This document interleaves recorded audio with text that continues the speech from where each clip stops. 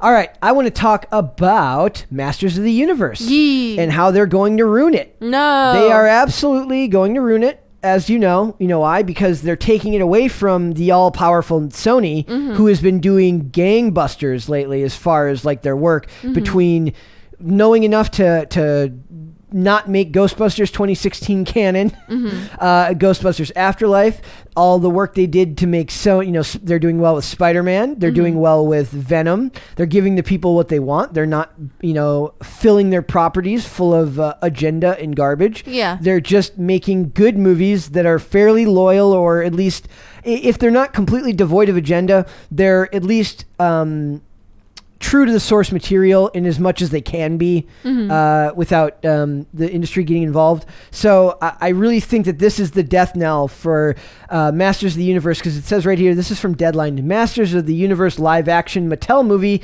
heads to Netflix after being in development at Sony. Kyle Allen to play He-Man. Well, we all know how great Masters of the Universe Revelations did. I mean, I can't think of anything more successful than that. I mean, maybe car crashes are more successful, or, no, there's no. Masters of the Universe Revelations was an absolute dumpster fire from start to finish, between the show being, which people, to be fair, when they titled it Masters of the Universe Revelations and not He-Man in the Masters of the Universe, that should have been a clue that this was going to happen. Yeah. But it became the Tila show. It had very little to do with He-Man at all. So I guess just the fact that they're calling it He-Man, maybe that's a reason to be pleasant about it. Yeah. But, get Schwarzenegger. I'd rather have them get... see right here, get Jason. I mean, it looks nothing like him, but get Jason Momoa to play He-Man before you dye his hair blonde. No. You know who you should hire to play as He-Man? Who? Nicolas Cage. Get Dolph Lundgren. Old man Dolph Lundgren could play He-Man better. Wait, who played the original Hercules, like the Hercules TV show? I don't know. Hercules or He-Man? No, Hercules. I don't know who. Let's find. You can go look it up. I'm going to look it up right now. So it says Mattel's live-action Masters of the Universe film, based on the iconic 1980s muscular action figure, is determined to live on. After being in development at Sony for quite some years, the feature project is now moving over to Netflix for a summer start. There was buzz about this some time ago, but Sony would not confirm then. The rumor is now a reality. Sony, meanwhile, will keep the rights to the film in China.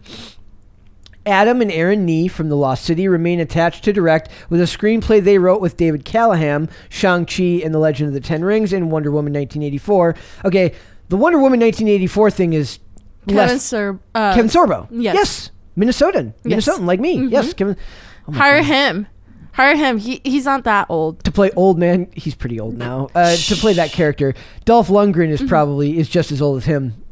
But so David Callahan, I just want him to be on TV again. I wonder if David. Well, he's a conservative, so they won't put him. Put Kevin Sorbo's. He's like Dean Cain. Like they've been relegated to the shadows because they're. That's dumb. Don't like. Yeah, I know. David Callahan from Shang-Chi and the Legend of the Ten Rings and Wonder Woman 1984. Okay. He wrote both of those. Those came out in the same year. But I thought Patty Jenkins wrote Wonder Woman 1984. I guess maybe he did like a rewrite. Yeah. Kyle Allen, who plays one of the Jets in Steven Spielberg's West Side Story, we won't hold that against him. Will star as Prince Adam, otherwise or He-Man. So it says, in Masters of the Universe, an orphan named Adam discovers he is a prince destined to be the savior of a faraway land and must quickly learn of his power and the importance of saving his true home from an evil force. Masters of the Universe is an iconic property that shaped the imaginations of an entire generation of kids with the message of becoming the best version of yourself, said Robbie Brenner, executive producer of Mattel Films. With our partners at Netflix, we look forward to showing audiences that anything can happen in Eternia. We are continuing to unlock this global franchise in new ways, and we can't wait to see Kyle battle it out with Skeletor in the epic live-action saga. I know at one point one of the Stranger Things kids was attached to this movie. Not Finn, but one of the other ones. I am, full disclosure, He-Man, I was born in 86, so He-Man was more my brother's generation than mine. I didn't have any strong attachment to it the way that a lot of other people do. But the fact of the matter is, this is kind of like G.I. Joe or Transformers, the comics or the cartoons. They have very, very, very, very passionate, very, very, very, very opinionated fan bases. Yes, and they like do. we talked about, these things do not come with built-in audiences. They come with built-in critics. That was that comment from that YouTuber that I always come back to. You're literally walking a minefield and bringing this over. Like, if they had kept this at Sony, I think Sony has had so much goodwill built up with the work they've done to make just good films that are about the property and not about agenda. There would have been a lot more leeway given to Sony than Netflix is ever going to be able to accrue. That's true. Okay. But imagine this. If we did casting for the Netflix show to make it better, I want Kevin Sorbo's. And then for Shira, if they ever do a cameo with Shira, I want the lady who plays Xena. Sure, Xena. But no. Who's the blonde lady with the accent? With the big bazungas? I'm bringing that word back. From what? She was on Two Broke Girls. She was like their... I'm going to search Kat it. Denning? I don't think so. No, different one. She's the blonde lady, like foreign. Christina Hendricks? I don't think so. I'm gonna search it up. This continue. Well, I'm saying these properties have built-in critics that are never going to accept it coming from Netflix because Netflix has done such a horrible job. Oh, Jennifer Coolidge. Don't know her.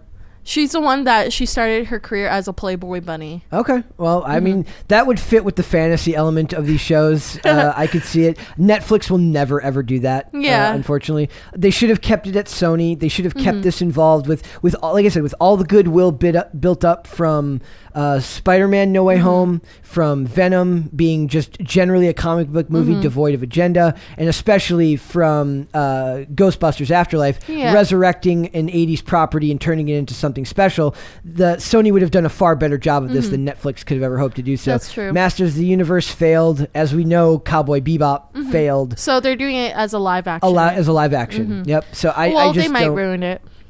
The over-under on this is very high that they will fail. That this will fail. So it says, last summer, Mattel and Netflix partnered to bring Eternia back in 2 series: Masters of the Universe Revelation, which is a continuation of the classic storyline from the 1980s. Kevin Smith served as showrunner, in which he decided to then antagonize fans and make it the worst it could have possibly been. Which was really, it's literally the Michael Jackson popcorn meme, watching that whole thing unfold, which features an all-star voice cast: Mark Hamill, Lena Headey, it says Sarah Michelle Gellar, blah blah blah, and then they're doing they're bringing the voice cast back for it was because it was an animated series, not live action. So it says Mattel's Masters of the Universe was first introduced to the world in 1982 through a line of action figures. Back then, these things really were just created to sell toys. Yeah. I mean, it's literally a Mattel TV show. Why does Mattel have a television division? Come on, shh. Just accept it. Just make your toy. I mean, that's why they make any of these things, right? My favorite is like looking back at like 80s shows that like things that have like toy lines that had no business, like RoboCop. Having toys. RoboCop is like this super violent R-rated movie that should never have been marketed to kids. I mean, Batman really was marketed to kids through toys, and those were all PG-13 movies. Doom, or not Doom. What's the other? Dredd, like Judge Dredd. Yeah. I love it. So in the comments it says Kyle enters the chat. If this is going to be disastrous ideological mess that recent Masters of the Universe series on Netflix was, no thank you. In Masters of the Universe, an orphan named Adam discovers he is a prince destined to be the savior of a faraway land and must discover quickly how to learn of his power and the importance of saving his true home from an evil force. So Mattel does Moses? Revelations was hot garbage. Let's hope this turns out to be better. Yeah, I mean, I bet you, and this is Deadline, so the fact that there's any negative comments on Deadline means that this is, if we were up on like a Bleeding Cool, the comments would be far, far spicier right now. There will be no faith in this coming out. So I will reserve judgment. And also I mentioned Dolph Lundgren. Dolph Lundgren played him in, if I remember correctly, in Masters of the Universe live in 1987. So maybe that's like it's like burnt into my brain that he did that. So bring him back, bring Kevin Sorbo back as Hercules, and bring Lucy Lawless back as Xena, and just make the old person hero verse. Yeah, please.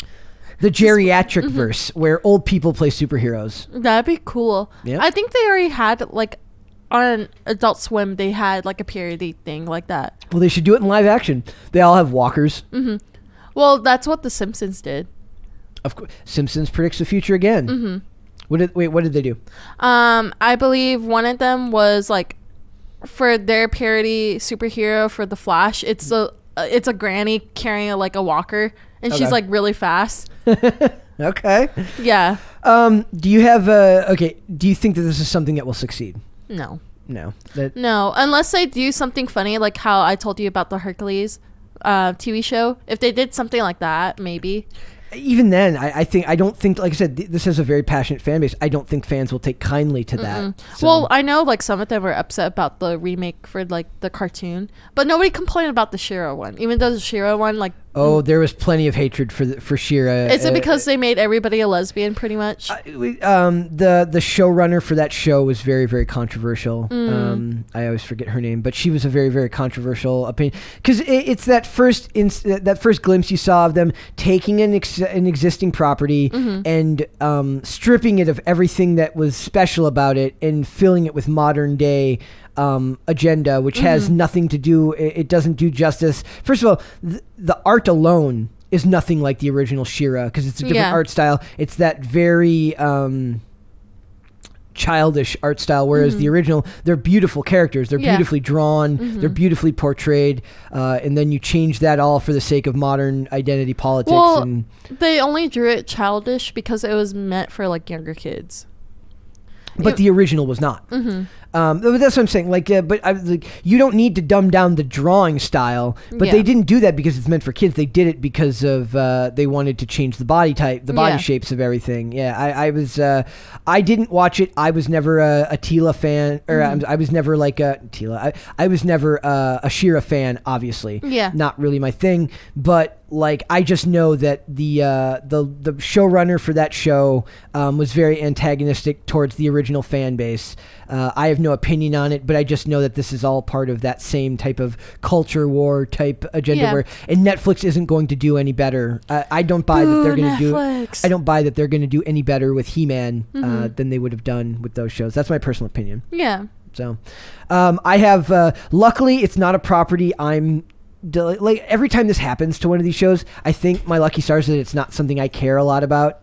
What if they ruined that? What's your favorite franchise? The Heat. Heat is they can't ruin Heat. Heat is a movie. It is a Michael Mann crime thriller. No, watch them make it like Netflix buys right to it, and then they make it into a TV show. That would never work. Actually, it might. It might work. It might. Actually, work, I just wrote them $1 million idea. They would never do it because the movie itself is timeless. But it lives and dies on the fact that it's Al Pacino and Robert De Niro starring in that movie. They wouldn't be able to do a TV show of it. Now, if they remade, there's a lot of stuff from my childhood that I don't really like.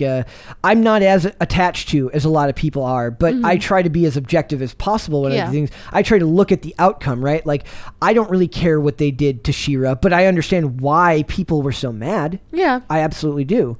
I kind of liked it until the end because they were like forcing the idea that She-Ra and Catra were going to be together. Yeah.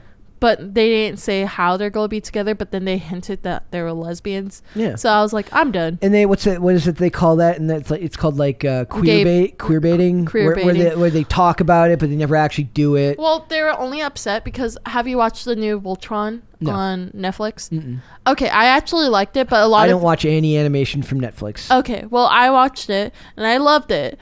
But a lot of people in the fan base were upset because the main character, Shiro, the the Black Paladin. Okay. He was gay at the end, but they said, why didn't you build up his story saying that he was gay? Because at the end credit scenes, they said he got married to one of like the other crew members, not the one from Voltron. It's never enough. It's never enough. And these studios don't do it because they actually care. They do it because it gets them brownie points with these people that find this stuff extremely important when it's usually not really all that important to the storytelling aspect of it, right? Yeah. In the Eternals, there was all this press given to the fact that it's like the first gay relationship in a Marvel movie, and we're all like, okay, cool, that's fine. But then it's not really taught because that's what everyone knew this is what would happen. It's going to be like a 10-second clip, and then it's going to get back to the regular elements of the movie, and that's what they did. So I hate it when they use these elements for marketing because it's very rude to you're using these groups as props, and it's disrespectful. And it's disrespectful to the original fan base, too, because you're changing characters. Now, I don't know how relevant that is to Voltron. I don't know anything about that character's background, but I'm saying they change characters for the sake of changing them. Well, Voltron, he wasn't supposed to be gay in the original one. So they're changing an established character's backstory for the sake of a modern political agenda. And people find that disrespectful. And then the group that they change it for find it disrespectful because they just touch on it. They don't actually make it an element in the story. And I'm sitting over here like, it shouldn't matter. It's got nothing to do with the story. I don't care who these characters go to bed with. I care about the story. Exactly. I care about the hero aspects of these things. Well, that's what I liked about Voltron because they didn't heavily focus on like. It shouldn't be the focus. Well, they kind of did with like Lance and Allura, like they kind of hinted that they had a crush on each other, but like they never escalated where they dated each other because spoiler alerts if you didn't watch it, Allura dies at the end, but she transfers all her like powers to Lance. Okay. So she will always be with him. Okay. And it's funny, it's like for these types of stories, all this stuff should be tangential. It should be filler on the outside, right? It fills out the purpose of the character, but it doesn't need to be a major storyline because these are hero stories. Exactly. That's what I love about it. Yeah. If you want to make stories where the relationships and the romance and stuff are more heavily focused, don't do it in this genre. There was a video from Perch, Comics by Perch recently where we talked about why don't they do more slice of life comics? Stop trying to fit these types of storylines into something that has where that storyline doesn't really fit. Like nobody cares who Captain Marvel is sleeping with when Captain Marvel's job should be to save the universe, right? So it's like it's not that the genre is bad; it's that the genre doesn't fit within the subgenre doesn't fit within the genre that they're focusing on. Yep. You know what I mean? Yeah. I agree fully, but they just want to do that because they want brownie points. Yep, good marketing. They love that. They love, which is funny then because then it backfires because the majority fan base is like, we don't care about this crap, and then the people that they do market to tend to not really buy the properties because they're not really interested in the characters. They're interested in what they're turning the characters into. Now that might make them excited enough to maybe retweet something or post an article, but they're not going to purchase it. They're not the diehard fans that have been loyal to these properties for 30 years. I don't know. That should be our catchphrase. I don't know. Yeah. But we're going to, like, a big part of our job is to now watch Hollywood make this same mistake over and over again. Are we allowed to, like, scream? No, we shouldn't. We'll blow out the headphones. But yeah, so scream alerts. We'll my overrun. I don't buy that He-Man live action ends up being good. I'm happy to be proven wrong, but we will see. Thanks for watching this clip, guys. If you want to see full episodes or follow us on social media, links are in the description below. Bye. Bye.